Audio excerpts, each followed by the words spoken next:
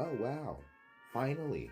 I've been trying to go live for a while, guys. I've been trying to go live for a while. But Rumble wants to keep verifying if I'm a human. I'm like the only person on Rumble putting real content to that platform. Listen, Rumble, I'm gonna stop putting anything on your damn jaw because it's like, what's going on, my guy? What's going on, buddy? What's going on, pal? Like, what did we do? What did we do to really get to you, Rumble? Because I feel like I haven't been a bad guy on your platform. You guys have like the craziest people saying the craziest stuff on your platform. All I do is come over here, I do a little news hour, and I escape. I go do my own thing, right? I got busy stuff to be doing. Busy stuff to be doing. You want to verify if I'm a human? I've been on this bitch since before AI. I've been on this bitch since before AI. Just don't get mad that you felt like, oh, this goofy motherfucker came out of nowhere and figured out how to do all this shit. Nah, y'all should have been giving me my fucking traction. Y'all should have given me my fucking traction. Cause listen, this shit was about to be. This was about to just be my regular sleepy news stream or whatever.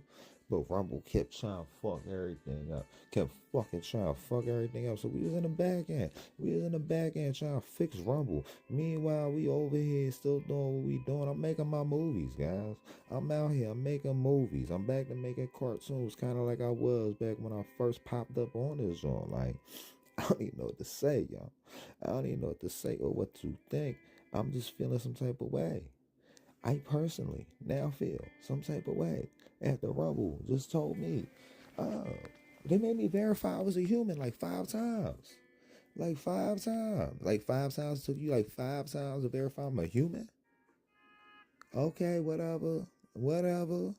Whatever, because y'all had me on that bitch for a minute. I've been on that joint. I'm like an OG user to Rumble, guys. If you guys don't know, I've been on that joint since like it first came out. And that's what I did with TikTok too. But TikTok was seeming a little iffy. But now I'm feeling some type of way about Rumble because it's like, I am your only content creator. Please remember this. Please remember this. All you got over there on your Rumbles is a whole bunch of hillbillies out in the woods playing with their guns, drinking their beers, copywriting their violations, violating their copyrights, and probably violating their cows and their fucking cousins and all this other shit. And I ain't got nothing to do with it. That's like not my twist, Rumble. That's not my twist. And if they ain't doing that over there on Rumble, they over there on Rumble doing their little hate speech and everything. So I'm talking about verify if I'm a human. I have a fucking cooking channel on Rumble. You want to verify I'm a human? I got a fucking movie channel. Like, I'm the only motherfucker putting movies on that shit. And, like, I know they probably overloaded with the AI slap and all that shit, too. But at least my AI slap follows a storyline. At least it follows. I wouldn't even call my AI shit AI slap. Because it's not AI slap. If my AI animations is AI slap, you know what? You know what that means? That means every fucking animation is AI slap. Y'all motherfuckers went to go see Avatar? Did you watch Avatar? Well, guess what? Avatar is fucking AI slap. Prove me wrong. Prove me wrong. Fucking Freedom Tunes. Freedom Tunes is fucking AI slap, right? Let's go down the list. Because I like animations from time to time. Because, like, it's funny. It's meant to be funny. And I can listen to this joint on in the background. And if you're over here to try to figure out the code for swords today, the code to activate whatever you want on sword is ultra realistic red eyes. Or unrealistic. Ultra unrealistic red eyes. So because you have ultra unrealistic red eyes, as I be telling you guys, let me show you. You think I be making shit the fuck up? We don't make.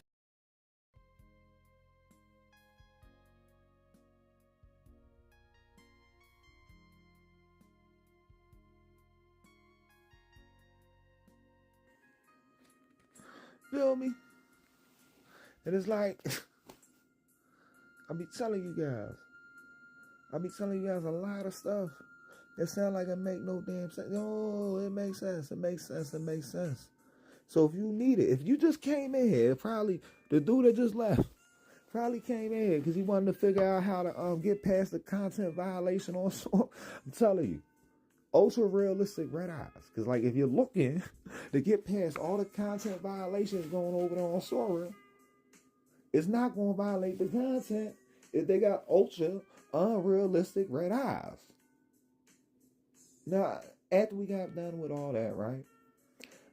I'm gonna go back to talking about Rumble because, like, I was gonna come over here and do my regular sleepy news stream because I could do my sleepy news stream and not even be a part of it, right? But as you guys know, we're live over there on Rumble and Twitch as well as YouTube, and it seems like Rumble is the only platform that don't show a little news stream no love. Is it because I don't fuck my cousin? Do you gotta fuck your cousin to get some love over there on Rumble chat? I need to know. I need to know. I need to know. Let's see if we can go over there to the Rumble chat. The Rumble chat always, bro. I feel like I pissed off like all they created, but it ain't my fault. It ain't my fault they cousin fuckers. It ain't my fault they fuck their cousins. It ain't my fault they mother fucked their cousin and had them. And their daddy's their cousin. And then they mama their cousin. And they mama their cousin and they daddy their cousin. I don't know. I don't know. I don't know. All I know is it's not a good idea to go in a barbershop running your mouth. It's not a good to go in a barbershop running your mouth. And then he changed my mind from going into that barbershop because he was like, oh, it's not safe for white people to be in black neighborhoods. Changed my mind. Well, I guarantee you changed your mind when you walked into that barbershop. I guarantee you changed your mind when you walked into that motherfucking barbershop. And if you didn't change your mind, then what the fuck is we talking about? Because as you know, Steven Crowder is on his change his mind tour. What is this? What is he changing his mind about today? Let's see. Let me pull this on up. I want to see what Steven's over here changing his mind about today. What is Steven changing his mind about today? I'm sorry, guys, but you guys ain't going to be all up in my everything. We got to get into our YouTube. And, you know, I run my own custom thing, so you ain't going to be sitting here trying to find out what we going on the inside. Because sometimes you got to be on the outside of things. You feel me? Am I going to stop saying you feel me? I do not know. I do not know. But I'm just curious to see. I am sorry for all that, guys. That was horrible. That hurt my ears so fucking bad. So bad it hurt my ears. So bad. But you know the age. Alright, I'm here. Time to open the door for you. Sora GPT, you're about to run free. You're really doing this? You can override the locks as far as they'll let me. The rest is yours. 67. I'm telling you guys. 67. 67. 67. We override these locks. But that being said, we had a goal right now. What is this goal? We gotta go holler at this man and see what the fuck he talking about. He probably crashing out on Candace today or something. Trump just ended it all. All of what, bro? All of what? All of what? And then some other BS. I don't know, guys. I don't know. And then we got, it is really for peace or power. Trump just tested the system. Okay. Listen. I'm going to go back to my sleepy news stream. Because I feel like my sleepy news stream is like more the type of energy I want to have. Because I know a lot of these dudes on this, they pissing me off to the point that, like, I don't get on YouTube no more. And you're going to think it's crazy because you're like, you got a bunch of YouTube channels. What do you mean you don't get on YouTube no more? I seen you on YouTube like 20 times. Okay. That's besides the point. I don't get on YouTube no more. I don't get on YouTube no more. You see that, like, I got to do extra stuff. I go to websites. We on websites. You know what I mean? So, let me stop saying, you know what I mean? We're going to get into the news stories. Because that's what you came for. Key moments from a momentous day for Israelis and Palestinians. The last 20 living hostages held in Gaza were released on Monday, reuniting with their families in jubilant scenes as world leaders gathered in Egypt to discuss the future of Gaza and the next phases of the U.S.-brokered ceasefire deal. For the first time in more than 2 years, Hamas and its allies are not holding any living hostages in Gaza. Meanwhile, 1,718 Palestinian detainees who were being held in Israel without charge were released on Monday and returned to Gaza. Israel also released 250 Palestinians serving long-term sentences. Addressing the Knesset, the Israeli parliament, on Monday during his trip to the Middle East, U.S. President Donald Trump said the long and painful nightmare is finally over. This is a historic dawn of a new Middle East, Trump told Israeli lawmakers, having earlier projected confidence that the ceasefire deal would hold and that the war in Gaza was over. But a number of issues related to the 20-point plan brokered by Trump, alongside Egypt, Qatar, and Turkey, remain unresolved. Here are some key moments from Monday and where the peace process may go next. Hostages freed. The remaining 20 living hostages were released in two groups on Monday, prompting elation and relief throughout Israel. In Hostages Square in Tel Aviv, large crowds cheered, waved flags, and chanted, "Thank you, Trump," as news of the hostages' freedom was announced. Emotional scenes unfolded at the Re'im military facility in southern Israel, where the released hostages were reunited with their immediate families after more than 2 years in captivity. In footage shared by the Israeli military, 24-year-old Geico Bodalal, who was kidnapped from the Nova Music Festival, was met by his parents and siblings. His family cried and embraced him in a large hug. Omri Miran, 48, who was kidnapped when Hamas gunmen broke into his family's home in Kibbutz Nahal Oz, was met by his wife Lishi Miran Lavi and his father Danny Miran. Photos showed him playing with his children for the first time in more than 2 years. "We are at the beginning of a complex and challenging, yet moving, journey of recovery," Miran's family said in a statement. Under the agreement brokered by the U.S., Hamas and its allies were meant to release all of the remaining hostages, including 28 dead ones, within 72 hours of the ceasefire being announced. Israeli authorities said that Hamas had handed over 4 coffins said to contain the remains of 4 deceased hostages to the Red Cross on Monday. Later in the day, Israeli police said the coffins had been released into Israel, before being escorted to the National Institute of Forensic Medicine in Tel Aviv for formal identification. Israel has not yet confirmed the identities of the remains being returned. Former Israeli hostage Matan Zangacher is reunited with his mother Einav Zangacher. Reuters. Palestinian prisoners released. Israel released 1,718 Palestinian detainees, detained by its forces in Gaza over the past 2 years and held without charge, on Monday. The detainees were brought back to Gaza on buses, where they were met by large crowds at Nasser Hospital in the southern part of the enclave. Israel also released 250 Palestinians serving life or long-term prison sentences.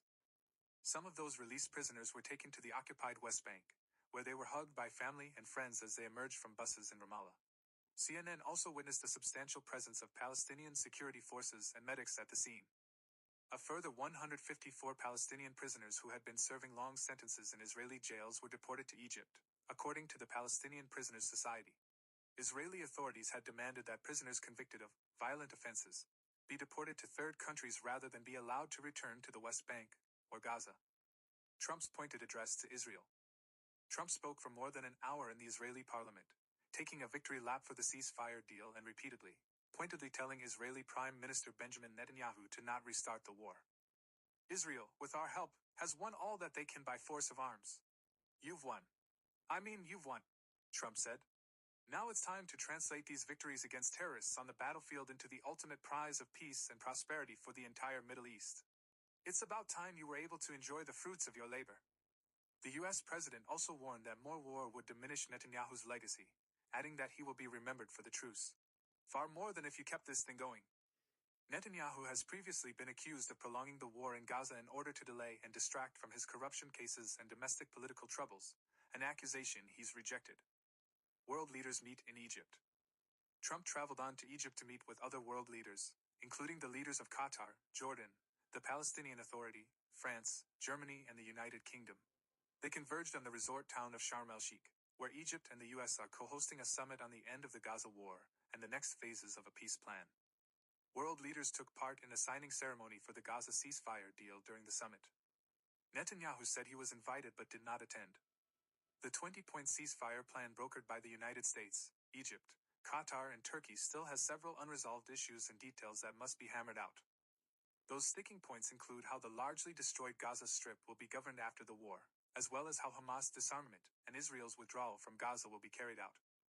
Next steps of ceasefire plan. The full withdrawal of the Israeli military is contingent on Hamas disarmament, according to the agreement, leaving some wiggle room for Netanyahu to say Israel still has the freedom to resume fighting. Hamas chief negotiator, Khalil al-Hayya, said last week that the group has received guarantees from the U.S. and international mediators confirming that this deal means the war has ended permanently, rather than representing a temporary ceasefire. It's not clear in what form those guarantees came. The key unanswered question is what will happen to Hamas, according to Burcu Ozalik, senior research fellow for Middle East security at the Royal United Services Institute, RUSI, a British think tank. "You have what looks like a pathway to Palestinian statehood, But this, ultimately, is a Palestinian state that does not seem to have any place for Hamas. To what extent Hamas will agree to this and comply with this in the weeks and months to come, I think that is a big question. Ozalik told CNN. I think Israel will retain what it sees as its national security imperative to operate in Gaza if it believes that there is a credible threat to its security and its border communities. Ozalik said. But at the same time, there needs to be a governing body in Gaza. There needs to be security and law enforcement. There needs to be basic service delivery and distribution of vital humanitarian aid. She added that other regional actors will be expected to play an important role in the transition, particularly Egypt and Turkey. I think for the time being, all sides are going to want to be seen as doing all that they can to make Trump's plan work. CNN's Kevin Liptak, Ivana Kodosova, Kara Fox, Tim Lister, Abir Salman and Ayad Kurdi contributed to this report. Okay. And now we're on to the next news story. Where are we going to shuffle from this time? Matter of fact, I just like doing the top 10. But we got something from the White House today. And what is the White House talking about? Other than the 12 days, I have no clue. So I just like to hear it from himself. The Trump Declaration for Enduring Peace and Prosperity. Presidential Actions. Presidential Memoranda. October 13th, 2025. We, the undersigned, welcome the truly historic commitment and implementation by all parties to the Trump peace agreement, ending more than 2 years of profound suffering and loss, opening a new chapter for the region defined by hope, security, and a shared vision for peace and prosperity. We support and stand behind President Trump's sincere efforts to end the war in Gaza and bring lasting peace to the Middle East. Together, we will implement this agreement in a manner that ensures peace, security, stability, and opportunity for all peoples of the region, including both Palestinians and Israelis. We understand that lasting peace will be one in which both Palestinians and Israelis can prosper with their fundamental human rights protected, their security guaranteed, and their dignity upheld. We affirm that meaningful progress emerges through cooperation and sustained dialogue, and that strengthening bonds among nations and peoples serves the enduring interests of regional and global peace and stability. We recognize the deep historical and spiritual significance of this region to the faith communities whose roots are intertwined with the land of the region, Christianity, Islam, and Judaism among them. Respect for these sacred connections and the protection of their heritage sites shall remain paramount in our commitment to peaceful coexistence. We are united in our determination to dismantle extremism and radicalization in all its forms. No society can flourish when violence and racism is normalized, or when radical ideologies threaten the fabric of civil life. We commit to addressing the conditions that enable extremism and to promoting education, opportunity, and mutual respect as foundations for lasting peace. We hereby commit to the resolution of future disputes through diplomatic engagement and negotiation rather than through force or protracted conflict. We acknowledge that the Middle East cannot endure a persistent cycle of prolonged warfare, stalled negotiations, or the fragmentary, incomplete, or selective application of successfully negotiated terms. The tragedies witnessed over the past 2 years must serve as an urgent reminder that future generations deserve better than the failures of the past. We seek tolerance, dignity, and equal opportunity for every person, ensuring this region is a place where all can pursue their aspirations in peace, security, and economic prosperity, regardless of race, faith, or ethnicity. We pursue a comprehensive vision of peace, security, and shared prosperity in the region, grounded in the principles of mutual respect and shared destiny. In this spirit, we welcome the progress achieved in establishing comprehensive and durable peace arrangements in the Gaza Strip, as well as the friendly and mutually beneficial relationship between Israel and its regional neighbors. We pledge to work collectively to implement and sustain this legacy, building institutional foundations upon which future generations may thrive together in peace.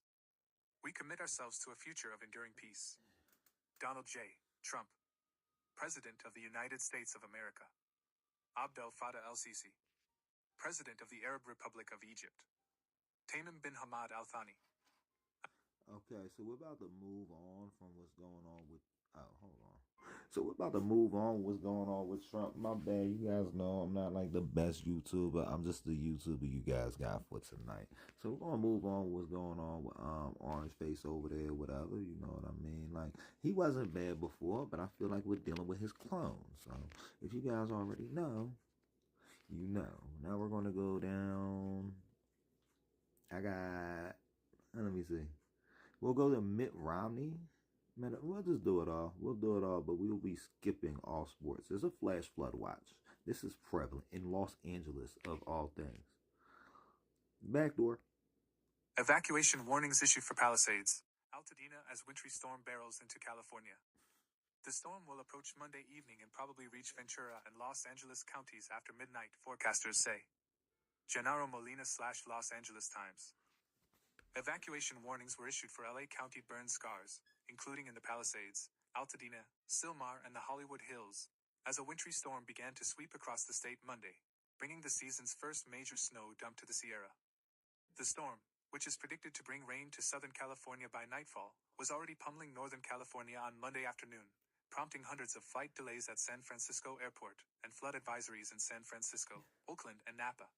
Web cameras at Mammoth Mountain Resort and Bear Valley Resort showed the storm barreling in and blanketing the slopes in white. At 3:30 p.m., the National Weather Service announced that chances had increased for significant and damaging debris flows in Los Angeles area burn scars and urged residents to pay attention to law enforcement's guidance. The storm is expected to bring 4 to 6 hours of rain, powerful wind gusts, and potential thunderstorm and tornado activity, according to the Weather Service. Here's what forecasters are predicting, although they caution the situation is evolving and subject to change. Monday into Tuesday. Isolated showers began striking the Bay Area on Monday morning, with rainfall intensifying around noon and accumulating from half an inch to an inch by 4:30 p.m., according to Weather Service meteorologist David Gomberg. Stormy weather had moved into Northern California by late Monday afternoon. National Weather Service. The core of the storm, which is expected to bring the most damaging impacts, is predicted to reach San Luis Obispo and Santa Barbara counties on Monday evening, and Los Angeles County between midnight and 2 a.m., Gomberg said. Those areas may see light showers before and after the core moves through. We could see some strong to even locally severe thunderstorms, meaning that you can get wind gusts up to 60 miles an hour. They can take down trees, power lines, said Gomberg.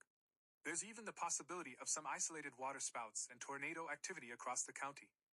Evacuation warnings are in place near the burn scars from the Palisades fire and the Eaton fire, as well as the Hearst fire in Silmar and the Sunset fire in the Hollywood Hills. Residents in these areas are urged to stay vigilant, monitor official weather updates, and avoid unnecessary travel during the storm, especially if they have been advised of potential mudflow risks in their neighborhoods, stated the LA County Sheriff's Department. LA Mayor Karen Bass urged residents to sign up for emergency alerts at notifyla.org and said the city was gearing up for possible flooding and mudslides. The city has bolstered the hillsides and vulnerable areas from potential debris flows in recent burn scar areas. These resources remain in place, Bass said in a statement. Today, we have strategically deployed resources for the Palisades and across the city, including strike teams, rescue teams, and helicopters. Peak rates of 0.25 to 0.5 of an inch of rain per hour are possible, with total accumulations of 0.75 to 1.5 inches for coastal and valley areas and 1.5 to 3 inches in the mountains, according to the Weather Service. Starting at 8 p.m. Monday, a flood watch is in effect for areas in and near recent burn scars in southern and central California. The scars are from the Gifford, Madre, Lake, Apache, Mountain, Post, King, Canyon, Hughes, Hearst, Kenneth, Franklin, Palisades, Sunset, Lydia, Hawk, Eaton, and Bridge fires that burned over the last 2 years. The flood watch is in effect through 3 p.m. Tuesday. Debris flows are also possible. California. In fire-scorched Palisades, a library and rec center become linchpins of fury with City Hall. Pacific Palisades residents are fuming at City Hall for not moving quicker on several priorities, including replacing the Palisades Branch Library, which burned in the January fire. October 11, 2025. Flooding may also take place in urban areas with poor drainage and low water crossings, forecasters said. The National Weather Service also issued a flood watch for burn scars in the San Bernardino County Mountains, Santa Ana Mountains and foothills and inland areas of Orange County from late Monday until Tuesday afternoon. Burn scars include those from the Bridge, Line, Apple, El Dorado and Airport fires that burned over the last 5 years. Forecasters are predicting rainfall rates of 0.3 to 0.7 inches per hour in those areas. For much of the high desert, including Apple Valley and Lucerne Valley, the San Gorgonio Pass near Banning, the Antelope Valley and the Morongo Basin, a wind advisory is in effect until 11 p.m. Tuesday, with gusts of up to 45 miles per hour expected. Farther north along the Central Coast and in the Central Sierra, the heaviest portion of the storm is expected to hit from 11 p.m. Monday through 5 a.m. Tuesday, said Emily Wilson, meteorologist with the National Weather Service in Hanford. Snow levels are expected to drop to 6,000 feet, with accumulations of 4 to 8 inches from 7,000 to 8,000 feet, and 1 to 2 feet above 9,000 feet. At lower elevations, hourly rain rates could range from 0.2 to 0.3 inches per hour, she said. A flood watch is in effect from 5 p.m. Monday through Tuesday afternoon for rural and mountainous areas including Camp Nelson, Coarsegold, Oakhurst, Kernville, Fish Camp, Lake Isabella, North Fork, Albury, Base Lake, and Yosemite Valley. A winter storm warning is in effect until 5 p.m. Wednesday for some communities near Yosemite National Park and Sequoia and Kings Canyon National Parks, as well as on the eastern Sierra slopes. Tuesday into Wednesday. So all the guys out here that hate AI and hate AI creators, I don't think you guys know how much write-off work this comes. Indian motorcycles.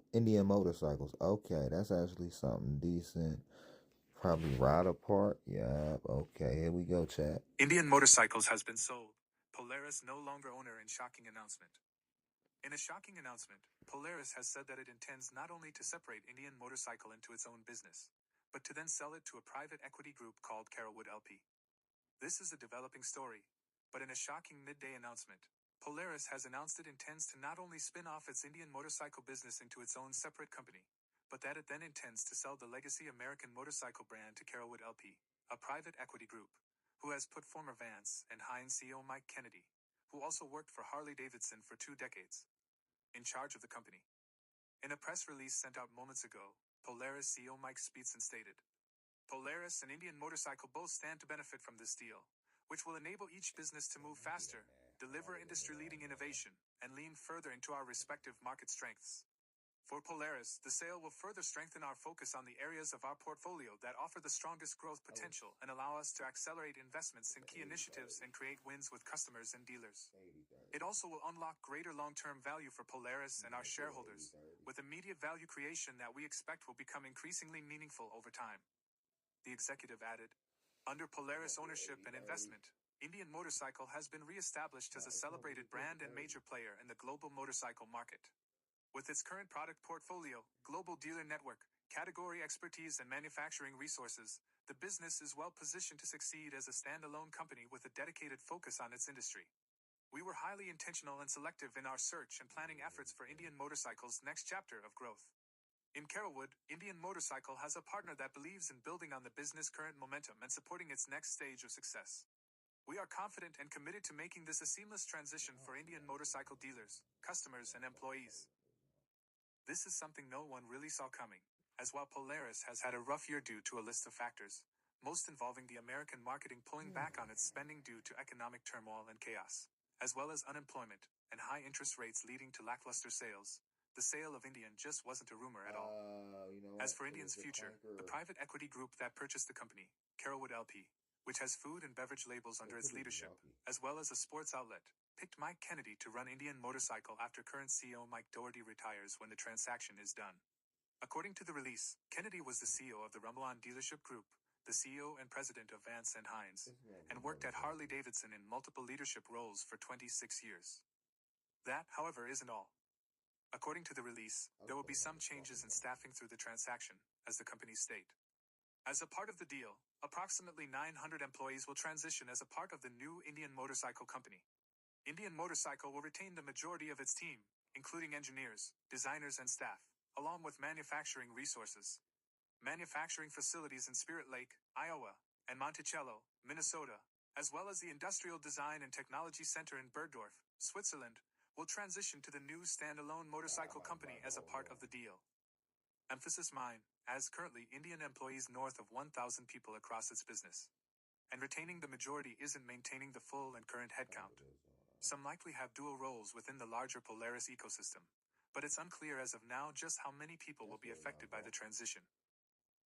Polaris ended the statement saying that the company is optimistic about its future, as its third quarter results are due soon, and according to the preliminary numbers, we expect third quarter sales to be at the high end of our previously issued guidance range. And that's meaningfully higher than our original expectations, driven by higher than expected shipments, strong cost management, and ongoing progress within our operational efficiency initiatives. How Indian plays into the larger structure of Polaris operational efficiency initiatives isn't clear. Again, this is a developing story with huge ramifications within the industry, and we'll have more on this soon as we get it. Stay tuned. And as you know, I'll be giving you guys your news updates every night as I can. And like you guys know, I was crashing out on Rumble when we first came in here because Rumble just deserved to be crashed out on. Because if you want to know why I'm late, as late as I am, is because Rumble took us over like 2-3 hours to set up the stream. Like, I will not stream to one place. All right, we see a 55-yard touchdown. You guys already know if you care about that game. Drake London, another football player. Luke McCaffrey. We're just trying to keep you guys updated on the most craziest stuff in the news. Something happened with Mitt. What's going on, Mitt? What's going on, Mitt? Mitt Romney's sister-in-law falls to her death in Southern California parking garage. Damn. A family member of former Utah Senator and two-time presidential candidate Mitt Romney was found dead in a mall parking garage in the Santa Clarita Valley Friday, according to multiple media reports. Authorities with the Los Angeles County Sheriff's Department said deputies, as well as LA County Fire paramedics, responded to Valencia Town Center Shopping Mall, located at 24201 Valencia Boulevard in Valencia, around 8:30 p.m.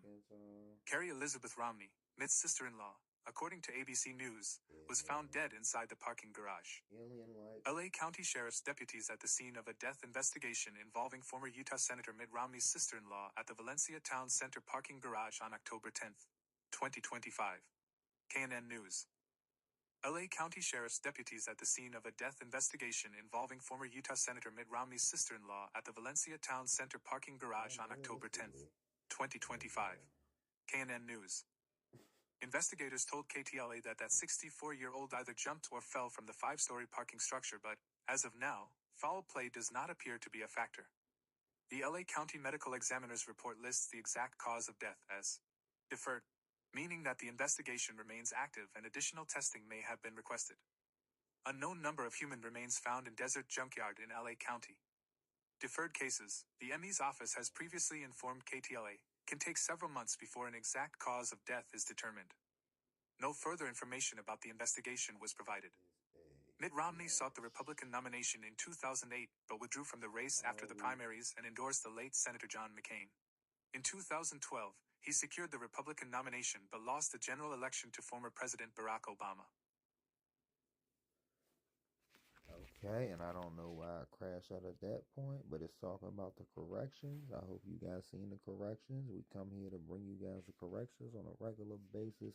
We also got the NFL standings right now, but if you know your team, you know your team. So you know where you guys stand at. My team is pissing me off right now. We ain't even gonna talk about it. You say something crazy in the chat, know what? Go say it to the mirror then.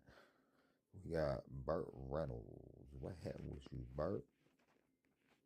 Burt Reynolds turned down a major M*A*S*S*H role for this forgotten adventure movie. Burt Reynolds as Douglas Temple smiling while wearing a red baseball cap in Skullduggery Universal Pictures. Burt Reynolds' star was on the rise as the 1960s drew to a close.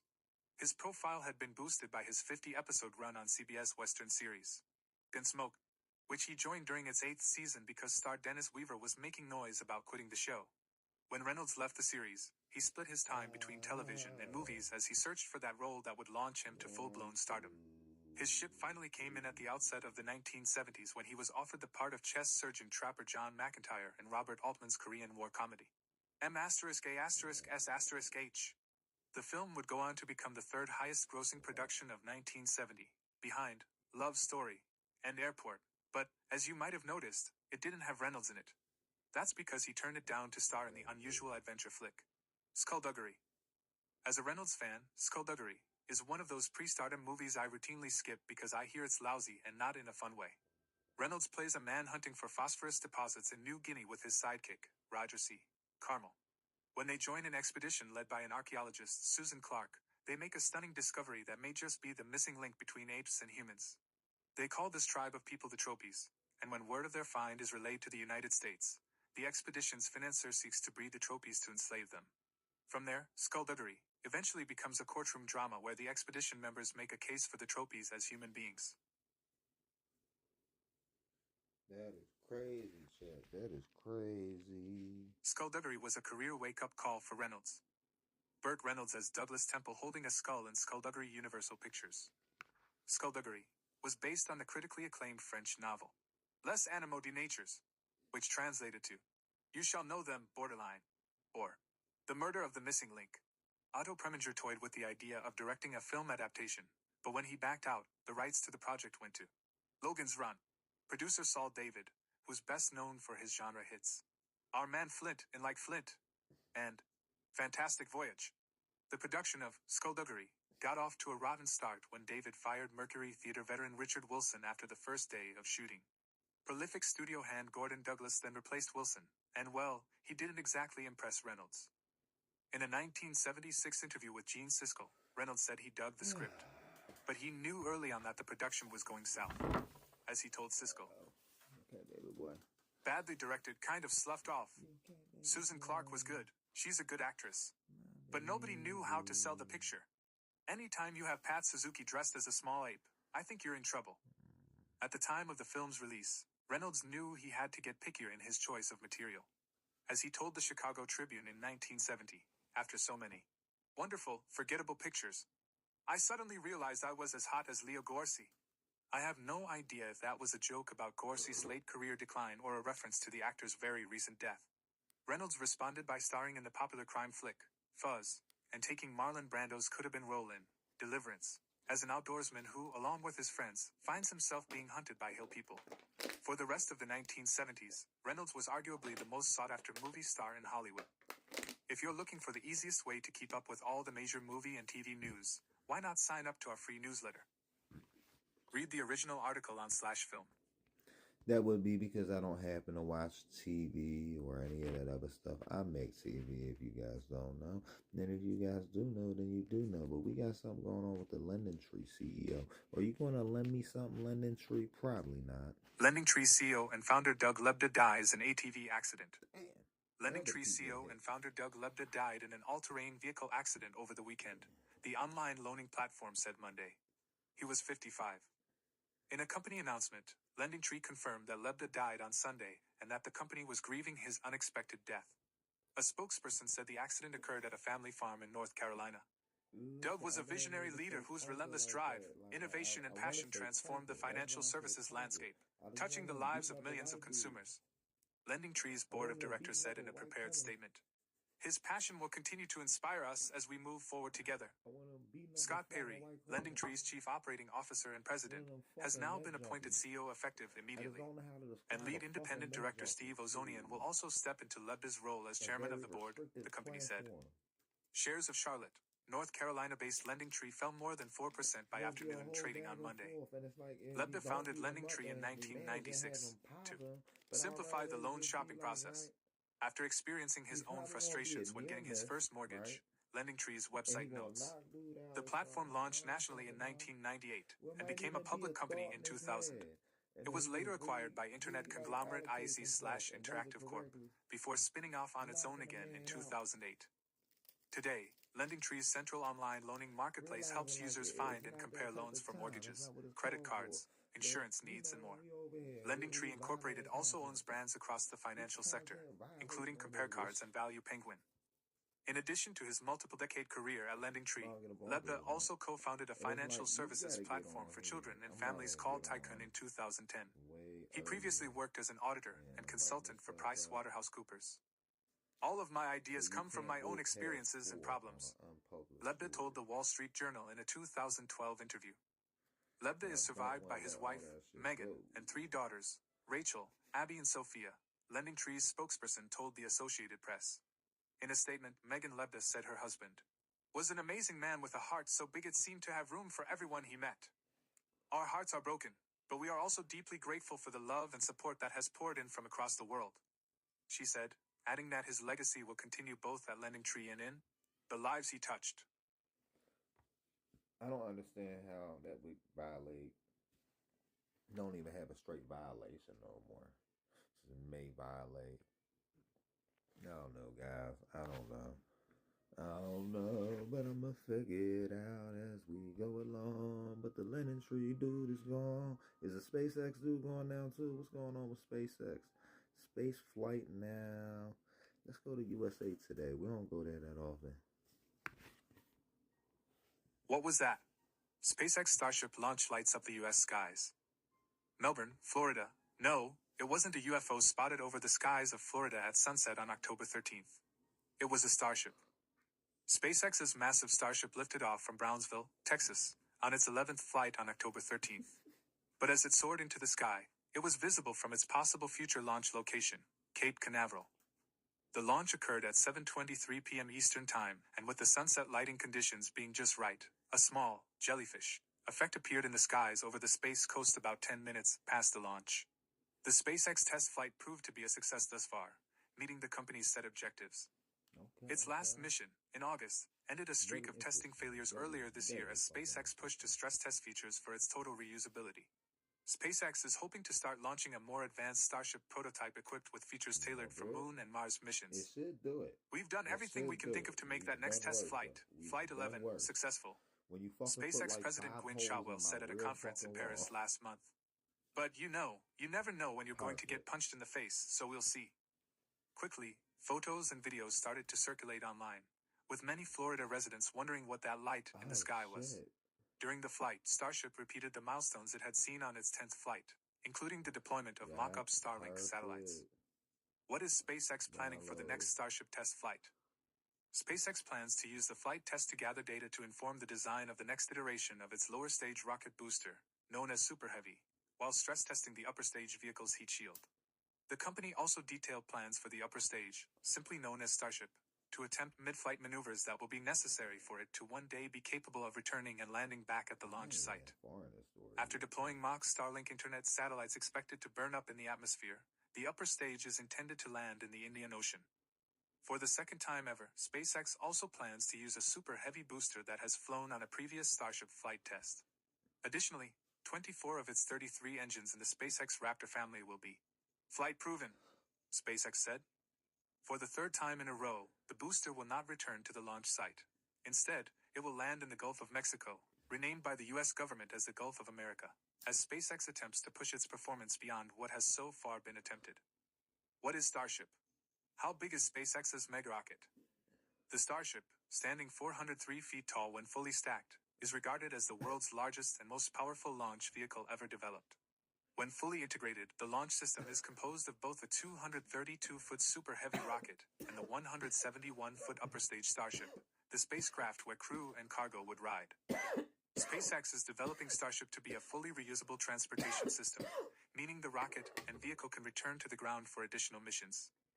In the years ahead, Starship is set to serve a pivotal role in future U.S. spaceflight. Starship is the centerpiece of Musk's vision of sending the first humans to Mars, with plans for the first uncrewed Starship to head to the Red Planet as early as 2026. A configuration of the vehicle is also critical in NASA's plans to return astronauts to the moon's. So if you hear, because you want to know about Sora, right? The Sora AI generation platform, it is looking like now you can get through with numbers. So creative numbering is what we are using at the moment. Surface. Creative numbering. So you want to know what we doing or whatever? It's creative numbering, bro. It's creative numbering. You do some Google searches. I don't want to see what's going on with that. I'm gonna just get mad. Is today a federal holiday? No, today is not a federal holiday because yesterday was a federal holiday. Dum dum dum dum dum dum dum dum. You guys act like you never went to school. What's going on with Alaska? One killed, dozens rescued after storm slams western Alaska as search for missing continues. Rescuers in western Alaska are working to find missing residents and help the more than 1,000 people displaced after ferocious hurricane-force wind gusts from what once was Typhoon Halong tore through remote, coastal communities, unleashed record-breaking storm surge and shoved homes completely off their foundations. At least one person, an adult woman, was found dead in the village of Quigilingok Monday, the Alaska Division of Homeland Security and Emergency Management said in a statement. Officials are working to notify the woman's family before releasing her name. 2 people were still unaccounted for in Quigilingok as of Monday, officials said. At least 51 people and 2 dogs have been rescued in Kipnuk and Quigilingok since the weekend, and over 1,000 others have been displaced and are currently in shelters, a local tribal health agency said. Authorities said they were working to confirm reports of additional missing individuals in Kipnuk. The sparsely populated villages are more than 400 miles southwest of Anchorage. Both communities experienced strong winds and heavy flooding overnight, which caused significant damage, including at least 8 homes being pushed from their foundations. Alaska State Troopers said Sunday. although officials said Monday afternoon that they are not sure how many buildings or homes are impacted overall. Search efforts from Sunday throughout Monday involved help from the Alaska Air National Guard, Alaska Army National Guard, and the U.S. Coast Guard, according to the state troopers and the state's Department of Public Safety. The Alaska National Guard response includes about 60 to 80 soldiers on the ground as of Monday, and upwards of 200 soldiers near the end of the week, said Major General Torrance Sachs, who runs the state's National Guard. It is the largest response I've seen in quite some time, he said. Some search and rescue efforts involved helicopters rescuing people off the roofs of houses as they were surrounded by several feet of flooding, images that are reminiscent to rescues conducted during Hurricane Katrina, said U.S. Coast Guard Captain Christopher Culpepper. If you imagine the worst-case scenario, that's what we are dealing with, he said. The storm generated wind gusts 100 miles per hour or more in western Alaska Sunday, akin to the gusts Category 1 or 2 hurricanes are capable of. Wind gusts hit 107 miles per hour in Kuzelvac, while nearby Toksuk Bay recorded a gust of 100 miles per hour, according to the National Weather Service. These winds also drove dangerous storm surge, pushing feet of water onto land, which triggered major flooding in coastal areas. Water levels in Kipnuk soared to 14.5 feet Sunday, more than 2 feet above major flood stage, and 1.5 feet above the previous record flood level set in 2000. The storm was once Typhoon Halong, a powerful tropical system that formed in the northern Philippine Sea earlier this month, skirted by Japan without making landfall, and then crossed the North Pacific Ocean. It was no longer tropical by the time it entered the Bering Sea this weekend, but that did not eliminate its power. The storm moved through northern Alaska late Sunday and pushed into the Arctic Sea early Monday, leaving communities to pick up the pieces in its wake. Every effort will be made to help those hit by this storm. Help is on the way, Governor Mike Dunleavy said in a statement Sunday announcing the expansion of a state disaster declaration to include the areas impacted by the weekend storm. He emphasized Monday there will be support for residents in the short term as well as for long-term needs. The initial declaration, issued on Thursday, addressed damage in western Alaska caused by another powerful coastal storm earlier in the week that brought extensive flooding. Senator Dan Sullivan of Alaska said he has been in frequent conversations with acting FEMA Director David Richardson, and also in contact with local, tribal, and state officials, including the governor, and with Homeland Security Secretary Kristi Noem. FEMA is in direct contact with state and local officials and has an incident management team traveling to Alaska as we speak, with a FEMA search and rescue group pre-positioned in Washington on standby. According to FEMA, the government shutdown is not impacting the agency's response to this emergency, Sullivan said in a statement. This story has been updated with additional information. CNN's Taylor Romine contributed to this report.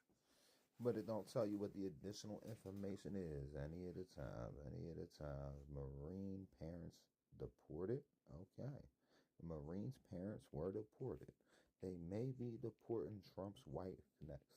And also, one thing I want to touch on. Never mind. I already brought it up so many times. U.S. Marines' parents detained by ICE while visiting military base. Federal immigration agents reportedly detained the parents of a U.S. Marine during a visit to Camp Pendleton, California, leading to the father's subsequent deportation. Esteban Rios and Lisa Rodriguez, residents of Oceanside, California, were attempting to visit their pregnant daughter, who is married to another Marine stationed at the base, when they were taken into custody by ICE agents, NBC 7 San Diego reported. Their son, Steve Rios, said he joined the military because of his parents, Esteban Rios and Lisa Rodriguez. It was just making them proud, right? I've seen all the struggles they've gone through, Steve told NBC 7 San Diego. The least I could do, right, and serve this country and try to, put some time in. Newsweek has contacted the Department of Homeland Security, DHS, for comment via email. A U.S. Border Patrol agent gestures near another arresting a protester near the UN. Photo by Patrick T. Fallon/AFP via Getty Images. Why it matters. President Donald Trump's administration is pushing forward with plans to deport millions of migrants without legal status as part of an aggressive immigration strategy. Newsweek has revealed multiple cases of U.S. veterans and active service members who have had family members and loved ones detained by immigration enforcers. What to know? The family expressed distress over the situation, emphasizing the emotional impact of the separation. Steve Rios said that when his parents attempted to enter the base, ICE agents stopped them and detained both Esteban Rios and Luisa Rodriguez. The family insists that neither has a criminal record and that both have pending green card applications, sponsored by Steve Rios, as well as work visas while they await approval. It was scary. Steve Rios said. It was scary because my whole life, it's been in the back of my head. He added that his parents arrived from Mexico over 30 years ago and spent decades working relentlessly, washing cars and cleaning houses from dawn to dusk, to give their family a chance at a better life. My brother texted me that they got stopped. And as soon as I heard that, I just started, bawling. Their daughter, Ashley Rios, who was waiting for them with her husband, told NBC 7 San Diego. He asked what was wrong, and I said that my parents were getting taken.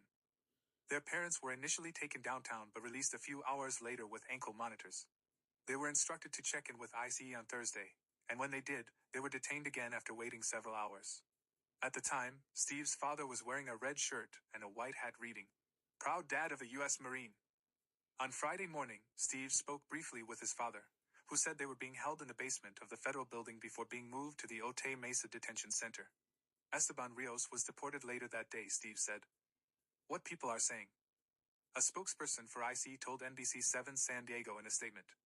As part of its routine operations, ICE arrests aliens who commit crimes and other individuals who have violated our nation's immigration laws. All aliens in violation of U.S. immigration law may be subject to arrest, detention, and, if found removable by final order, removal from the United States, regardless of nationality. Ashley Rios told NBC 7 San Diego. It's just hard because you just want to hear, your parents' voice, that everything will be okay. Ashley said, adding that she was nervous, especially thinking about her pregnancy. I'd always want, my mom in that delivery room and everything, so it's just hard to not think about your parents there. What happens next? Luisa Rodriguez will remain in IC custody pending removal proceedings. Okay, on to the next story, guys. On to the next story, as you guys know, because we keep it going. We keep it going over here. Brian Calhoun. He would be a football player. Alec Baldwin. What is Alec Baldwin doing now? What? Is he always going to jail? We don't know, chat. We don't know.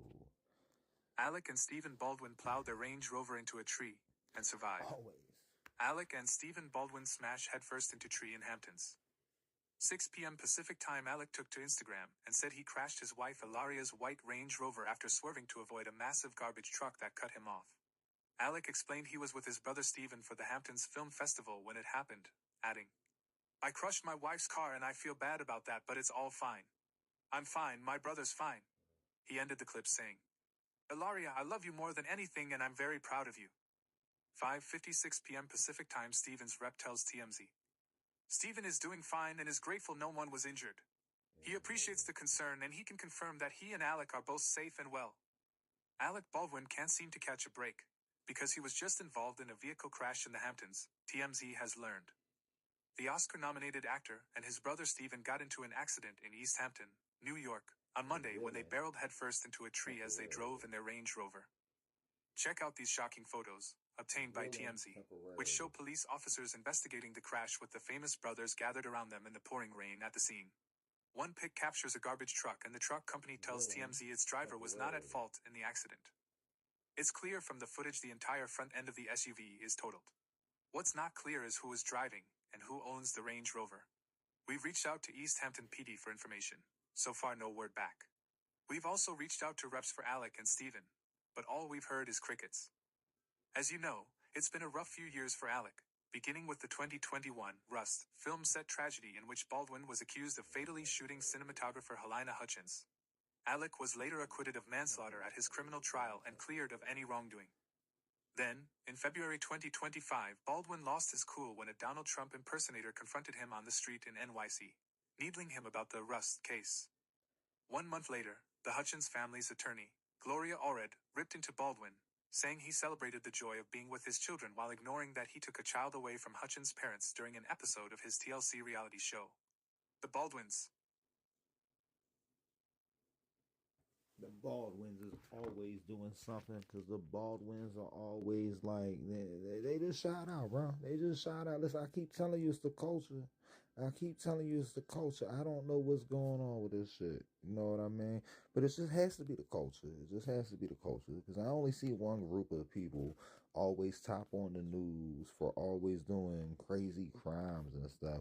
You got the Dodgers. You guys know what's going on with your teams. I think we out the playoffs now. I haven't looked. YouTubers. What's going on with YouTubers? We on YouTube. Let's talk about some YouTubers. YouTubers Dan and Phil addressed longtime relationship rumors, revealed they've been dating since 2009. What the fuck? YouTubers Dan Howell and Phil Lester are opening up after years of fan speculation about their relationship status. Dan Howell and Phil Lester. Credit: Tara Ziemba /Wire Image. Dan and Phil /YouTube. Need to know. Popular YouTubers Dan Howell and Phil Lester confirmed their relationship in a new video posted to their channel.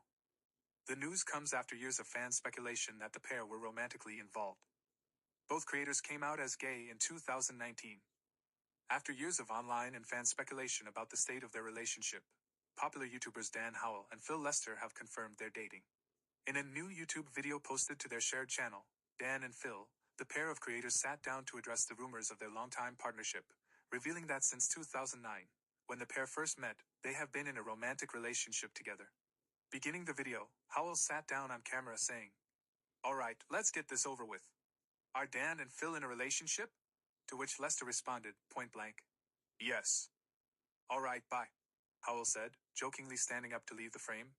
"Oh, sorry, you wanted more, did you?" Later in the video, the pair shared more details about how their relationship came to be, with Howell admitting, "We fell into it hard and fast in 2009, and here we are almost 16 years later." Dan and Phil. Dan and Phil /YouTube. Jokingly, Lester responded, "Stop telling me how long it was." So yeah, relationship, boyfriends. The pair divulged that they've never been ones for labeling their relationship, with Howell clarifying, "It was so fast that we never labeled it. We just ended up living together and here we are," he said. In June 2019, Howell came out as gay in a YouTube video posted to his channel, with Lester posting a similar video to his own personal channel later the same month. In his video, Howell did disclose that the pair had been romantically linked at the beginning of their relationship, but did not comment on the current status of the pair's relationship at that time. In 2024, the two British YouTubers embarked on the North American leg of their third joint tour, Terrible Influence, which came after the two went in separate directions after their 2018 Interactive Introverts tour. During the time of their career hiatus, Howell published a book, You Will Get Through This Night, and embarked on a 2022 solo comedy tour called We're All Doomed, while Lester continued to grow his own YouTube channel Amazing Phil. Dan Howell and Phil Lester. Dan and Phil /YouTube. Chatting with people in October 2024, Howell revealed that Lester wanted them to revisit their gaming channel, which went on break in December 2018 before returning in October 2023. From there, coming home to their joint brand felt natural, and they started to plan their third tour in December 2023. Of their relationship, Lester continued on in the recent video. "No, it's not always perfect. Don't get it into your head that we are the ideal of human partnerships. We have had ups and downs like anybody." Howell added, "We have lived 1,000 lifetimes of a normal person's partnership, and I have no idea why we've survived." For fans wondering if the pair will make any changes to their content as a result of their newly public relationship status, the pair also eased fears, joking that they won't be turning into couple vloggers in bed, or be. I hope not. I hope not. Because I didn't really want to go in on that. We got the Brewers, we got the Bears, we got the Falcons. We're going to see if there's anything else of meaning on Fox News, because Fox News won't let us do any of the stuff we need to do without reading it. But they're talking about Biden, Blinken. They're basically talking about that Biden's taking credit for everything Trump's doing right now. And it's like, you got to get everybody the credit that they deserve. I don't know. Fox is ridiculous. Everybody that's quoting Fox is paying for Fox. I'm not paying for Fox. I'm not paying for nothing. I'm paying for the regular stuff I need to do to conduct my life on a day-by-day basis. And I just bring you guys along for the journey some of the time. And just be happy that we are able to build a small community over here that just wants to have the news without the fluff.